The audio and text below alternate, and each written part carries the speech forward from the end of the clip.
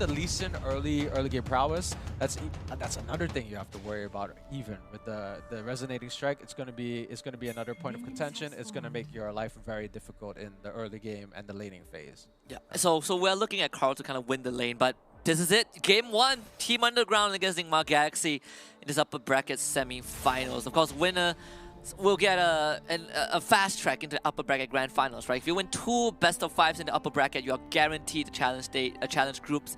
Easier said than done, but if there's anything we know about Team Underground was that yesterday's performance was a new record high for them, especially for Lara. But we can say the same for Nigma Galaxy. And remember, right, I did tell you that Lara is one of the, I think, only player thus far that plays that Corki Dragon lane. Now we're getting to see that special again.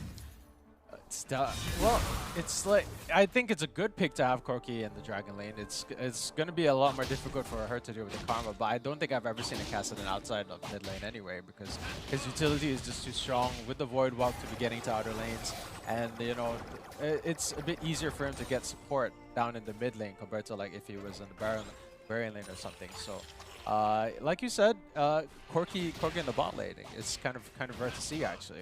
Yeah. And of course, we are seeing that the early pokes, right? I mean, Demon Kite and Draw, they both expended one sum just to push Lara one back, but he still has his flash if needed. You kind of have to keep your eyes out for Draw. This guy will pull the trigger the moment he sees an opening. And like I said, yesterday we saw Arisen doing the same thing on the Rakan, but you can expect the same from Draw. An attempted gank from Sayonara. Of course, Draw is a bit too quick on that mobility. I think they felt something a little bit off. They saw that the Corki was a bit low, but still kind of sticking around in the sort of like push-up position. Galio was very close for comfort, maybe hoping to get like a cheeky taunt off there with like a quick execution for a good Lee Sin safeguard into resonating strike, but no, Sonic Wave, sorry. And then like didn't quite pan out, but it's still a good attempt. It's good to try these things with Lee Sin, and like I think Lee Sins who try these things are good Lee Sins, because we've seen a lot of Lee Sins that don't necessarily go in. And Zilia already used his flash, but thankfully Ultros read that movement, so was able to keep him safe. And this was what NGX did against SGP. Like, right, you can take the Kassadin, but what they did was they completely crushed the side lanes and disabled Kassadin from having much agencies to work with. But in this case, we're seeing them trying to take the fight straight to the mid lane. Almost worked out, but thankfully Ultros was around.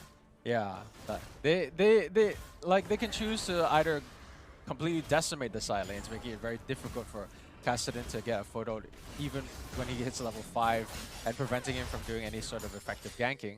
But like, you can also choose to crush him directly, in lane. Maybe do a lot of ganks, maybe. But like, the thing is, Kassadin and Wild Rift is sort of a safe laner. Like, is way safer than he has any right to be.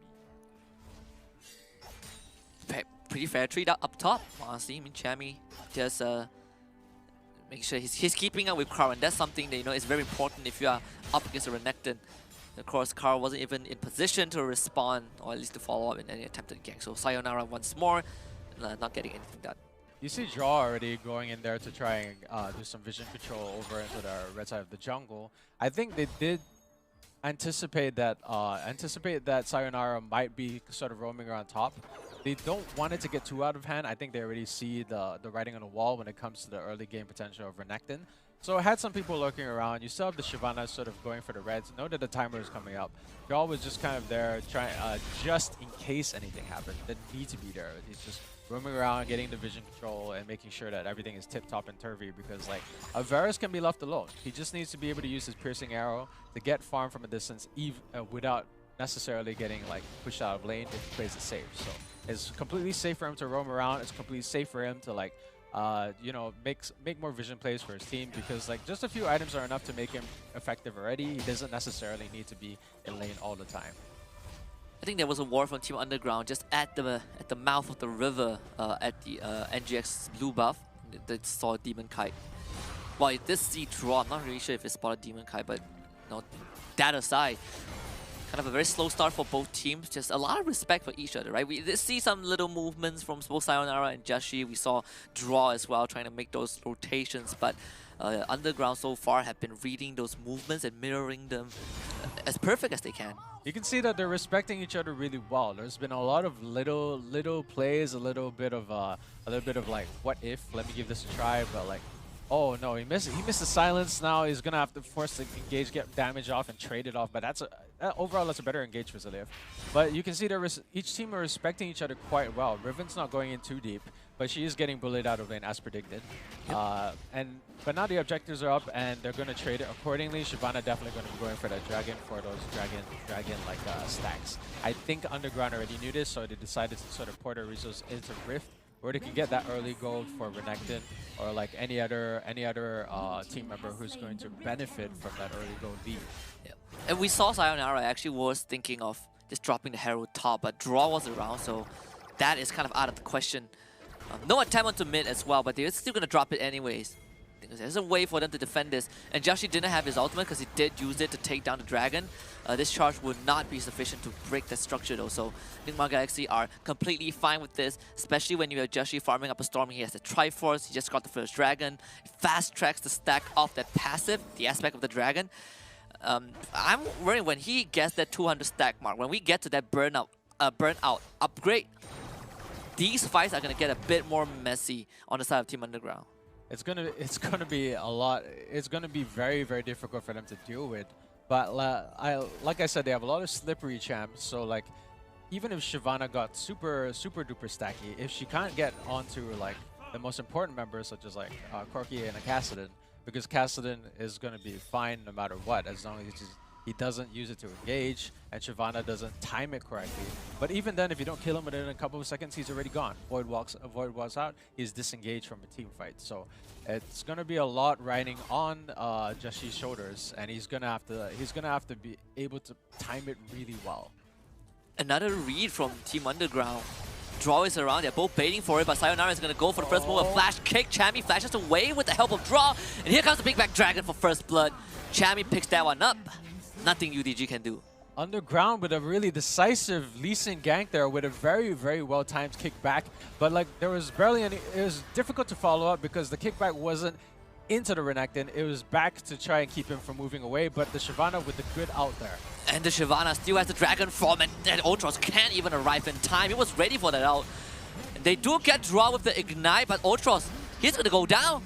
And Joshi just got 3 massive stacks upgrade for the passive. This guy, he's becoming strong, and he's becoming strong really fast. I guess I need to eat my words on the Shyvana out being like difficult to pull off. I was thinking merely from a team fight perspective, but it's clear that it's a really good engage tool as well with how fast Joshi managed to get into those fights with what was supposedly supposed to be a really good setup for Sayonara and Carl at the top lane. I mean, just look at this replay, right? You were talking about the decisive gank coming out from Sayonara. So you're looking at the replay here. You're seeing what's supposed to be a really good engage here, but like you have the Rakan. Rakan is basically just knocking you up, keeping you occupied for so long. Lee Sin by right should have been able to get out of there. Get out of there. I think he uses flash, not a safeguard. He uses safeguard to get it, and then the flash. It's a kickback, and so at that point, all his spells were used up. Rakan had an easy time of it, and then Shyvana could just come in for like what is pretty much a guaranteed kill. And GX, another movement down bot, and this time to catch Galio Ultros, even with the stone plate, felt like it didn't matter. They got the package from Lara though. He's trying to cut off the escape, but Lara now puts himself in a very dangerous position. And the Dragon Form is used. Draw gets away with a sliver of health, and Chami ends up getting a killing spree. UDG can't really defend this turret, and then GX walks away with 2 more kills. Oh, I actually really like that Corki play with the Valkyrie to try and like cut them off from a strategic retreat in between 2 towers. That was the best possible package. Yeah, that was big brain. I really do like the way that he was sort of trying to cut them off, but like it didn't have enough stopping power to keep them from getting away. And despite the fact that thinking on paper that you'd be able to sort of separate them in no man's land between 2 turrets, it didn't actually work out for Undrgrnd in the end. So I do think it's a bit of a shame, but Nigma has been, I think, like we mentioned before, the definition of Nigma is decisive. I've seen so many decisive plays, so many decisive tower dives, and like I can see they're living up to like what we said before. Yeah, and most impressively is that they walked under the entire package, right? That's kind of like the red carpet of doom. You are not supposed to walk under it, but Nigma Galaxy, they not only walked under the package, they got 2 kills and they got out. And you can't really fault UDG for doing that, right? That was the best possible play. And at the same time, they were reading the movements of Nigma Galaxy, but for some reason it feels like NGX are just playing Queen's Gambit. They are 2 steps ahead of UDG at every turn. It's a Queen's Gambit. It's a definite what we call these are what we call little minor like advantages, but they stack up. They add into what we call a bigger snowball. Shyvana already had a bigger advantage. Oh, they do kick Chammy back. That was a good play. That was a decisive pickoff, and now they're going to be able to get Dragon. It's accessible, but I do think Shyvana still has a lot on her, and they still have so many abilities to work with. Nigma could easily steal this. Here they come. Transcendence Embrace. Joshi is in. Dragon secured by Sayonara. But UDG, they got to get out of this fight though. There's an strike is available. They were able to find and clear off Joshi with the help of Lara 1, and now Aaron sent packing as well. Draw gonna help him out. Demon Kite trying to man-fight Lara 1, but it's not going to be easy. The rest of the team of UDG is around. And Undrgrnd actually wins that fight. It looks like Undrgrnd's not out of the game just yet. They were on the back foot here, but they managed to get that pick off, and that was the decisive factor in that win just now. Shyvana is really strong, could have potentially turned that around, but they played it well enough to keep things from spiraling out of control, managed to secure it with the smite, and that's going to be a really good takeaway because now you can sort of delay Shyvana's eventual late game to the point where she hits that power spike. So every push matters, and it's really going to help down the line when they start getting into the team fights, into the skirmishes. And that also was a pretty decent outcome for Ziliev as well. He didn't get any kills, but those assists, they do add up. But when this game progresses, we're looking at those utilities being funneled over to Joshi and Chammy, where they will kind of be the bulk of the damage, right? Sure, you have Demon Kite, he's on the Varus. It's going to be poking you, poke from long range, throw the Chain of Corruption for the lockdown, but eventually the biggest share of the damage will come from the Riven and the Shyvana. But one thing about Nigma Galaxy is they're relentless. Look at this, going for the engage. Attempt on the Ziliev, but he does Rift Walk to safety. Now they're going to try to go for the blue bar, the Dragon Form use as well. Transcendence Embrace and a Wind Slash towards the backline. Sayonara forced out of the fight, and Ultros will escape with his ultimate just in time. And NGX finds nothing in the jungle. That was a great pickoff. I do think that Sayonara was trying to get a kick to knock most of them back and potentially get some breathing room, but it wasn't enough.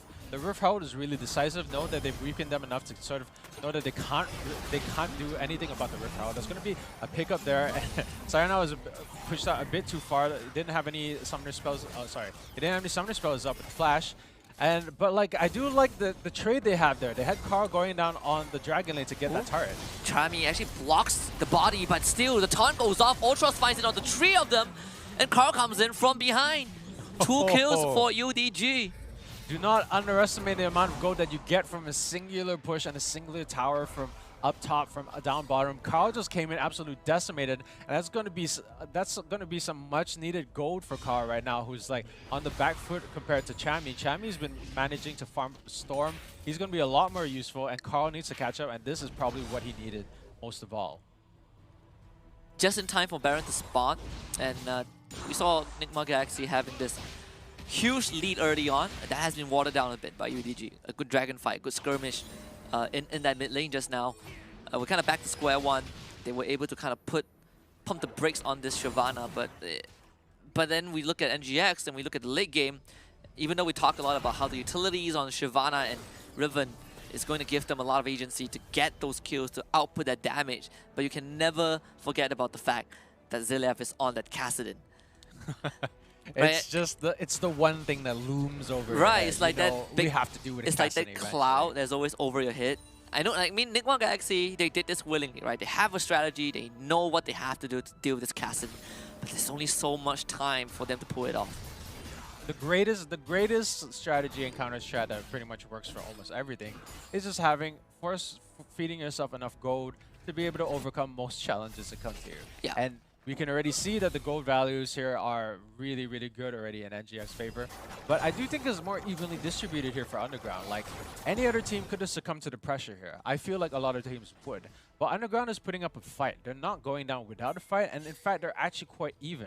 The setup for Baron here is coming. We're going to be seeing more fights and a cheeky little dasher from silence orb there from Ziliev, and it looks like they're going to be setting up for something decisive. And draw goes in again. Hero enters for Ultros. That's going to knock out 3 of them. Stoneplay pop as well. A big taunt from the Galio.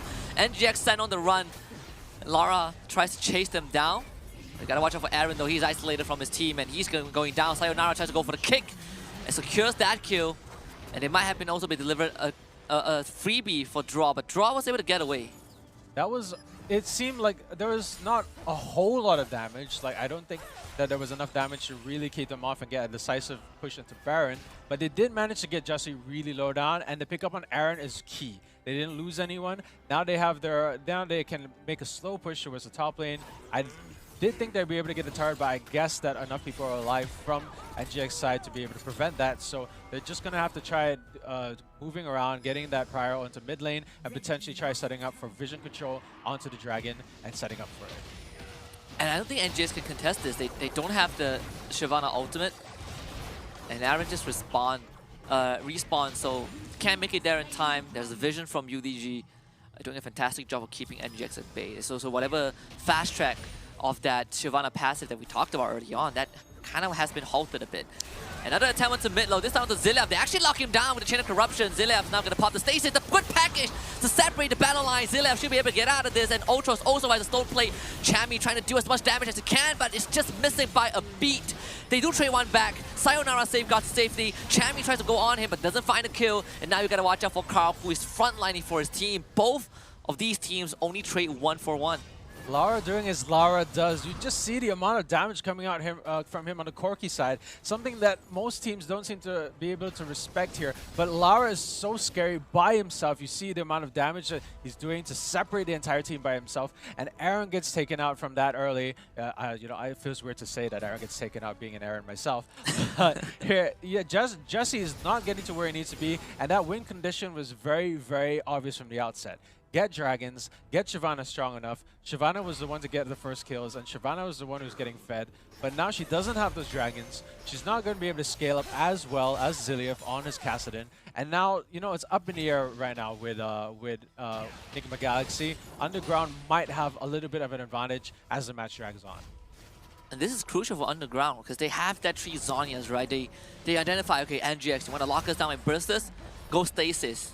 If you waste your combo, you have nothing left. We are gonna survive that long game. And I just gotta say, Lara has one of the best package uses I have ever seen. That's some of the biggest brains things I've ever seen. I've seen the way he separates like some of the backline, some of the team members, dividing them in half. The way he put them in no man's land with the turret. It's scary. I've seen some really, really good plays out of Lara. Oh, they want Demon Kite, but he was just a bit out of range. They did force out the Chain of Corruptions though. That's going to be huge for the later team fight. That lockdown was one of the few CCs which they need to keep like those champions around for some of the dives, but it looks like it doesn't matter to them. Found Ultros again. It's going to force him to flash away. So NGX also finds some exchange. It's a bigger exchange as well. You know, a summoner spell from the support. It should have been the turnaround. They managed to get caught twice. So we're seeing like Underground is not going to be sweating about this because they had the summoner spells. They were able to get out, and they had so many dashes. They still have the safeguard. They have so many tools at their disposal. But Orthros doesn't necessarily have any get out of jail free cards. Using that summoner spell is going to be kind of a detriment. It means you can't flash in. Doesn't mean you can get like a good taunt out. So like even though Underground is getting away from these scot-free and they're still allowing themselves to scale, so they're not losing anything that's too big right now. But they're sort of setting themselves out into a position where they can't necessarily fight back because they've been forced to utilize a lot of their utilities. You know. Joshi finally is going towards that GA, but we see this dragon, right? 4 core items thus far. And he does do absurd amount of damage. But we did see that there are ways to deal with them, right? You get a good stone plate off, you get a good Zhonya's off, you are going to buy time.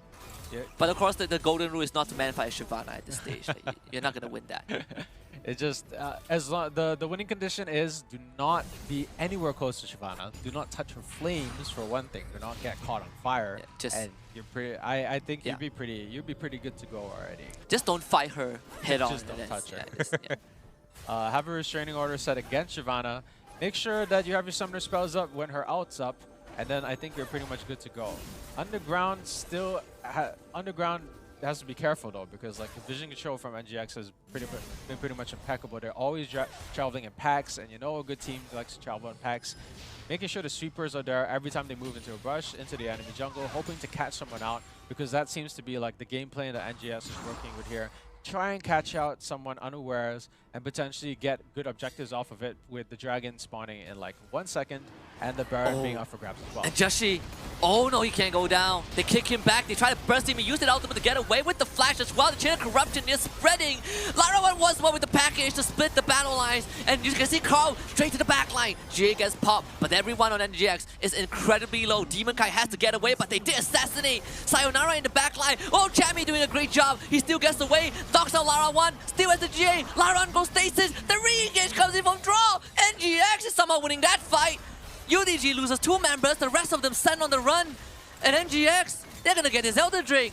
That was supposed to be Underground's team fight to win. They had all the tools, they had so many things available, but just the GAs, the double GAs I believe, Jussie getting caught out, that was supposed to be like candles for him, lights out for Jussie. Didn't matter, they extended the team fight in the end, just ended up being completely in Nigma's favor, which is something I wasn't expecting at all, but the backline was a bit too heavy on the attack and too deep into a lot of the members of Nigma Galaxy. And that was supposed to be UDG's ticket to game 1, right? If they get the Elder Dragon, that's lights up for NGX. You just execute them with a full Kassadin combo. But Chammy, that's the MVP. You're looking at this Riven right here that won the entire fight for the team. And now NGX reaps the reward. They get everything on the map. Well, at the cost of an inhibitor turret, but most importantly, Elder Drake, Baron power play on the board.